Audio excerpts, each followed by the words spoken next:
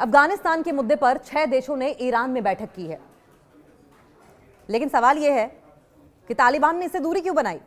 अफगानिस्तान का मुद्दा था, अफगानिस्तान की समस्याएं थी, अफगानिस्तान की टेंशन थी, अफगानिस्तान की डिप्लोमेसी थी, अफगानिस्तान की प्रॉब्लम्स थी, अफगानिस्तान की ट्रबल्स थी, लेकिन तालिबान ने दूरी बना ली, जबकि राज अफगानिस्तान पर तालिबान का ही है। अफगानिस्तान मुद्दे पर 6 देश इकट्ठा हुए थे ईरान में, एक मीटिंग की उन्होंने, लेकिन तालिबान डिस्टेंट रहा।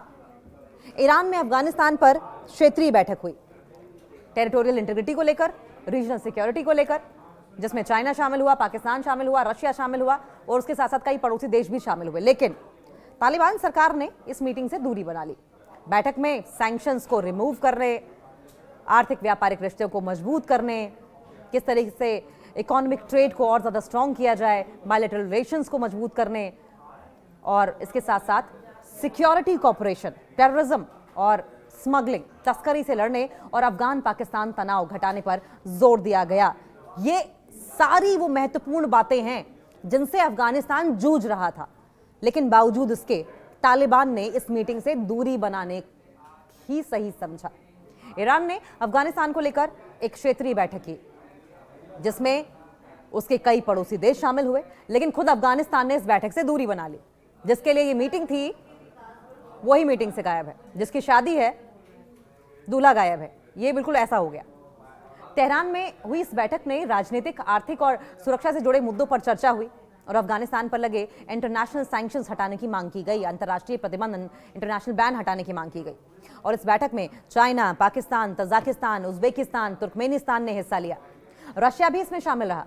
बैठक के बाद जारी जॉइंट स्टेटमेंट में कहा गया कि अफगानिस्तान के साथ साथ आर्थिक और व्यापारिक संबंध बनाए रखना बहुत जरूरी है, ताकि वहां के आम लोगों की हालात सुधर सके।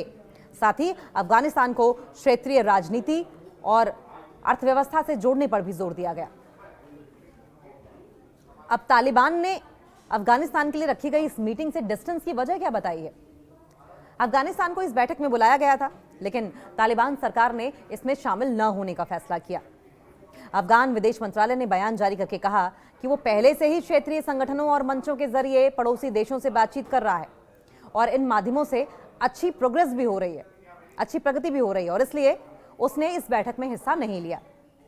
तालिबान सरकार ने इससे ज्यादा कोई वजह नहीं बताई, जो कि ये वजह जो थी, जो ये रीजन दिया गया, ये बहुत सी कंट्रीज को हजम भी नहीं हुआ, डाइजेस्ट भी नहीं हुआ। लेकिन पाकिस्तान ने तंज जरूर कस दिया है तालिबान पर, अफगानिस्तान पर। पाकिस्तान के पूर्व विशेष प्रतिनिधि हैं आसिफ दुरानी।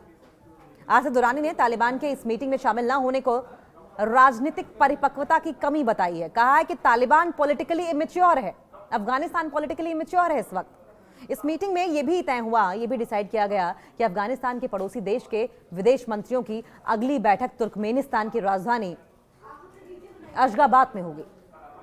इसके अलावा मार्च में इस्लामाबाद में विशेष दूतों की अगली बैठक आयोजित करने पर भी सहमति बनी है, अग्रीमेंट हुआ है। अफगानिस्तान अभी भी विदेशी मदद पर डिपेंडेंट है।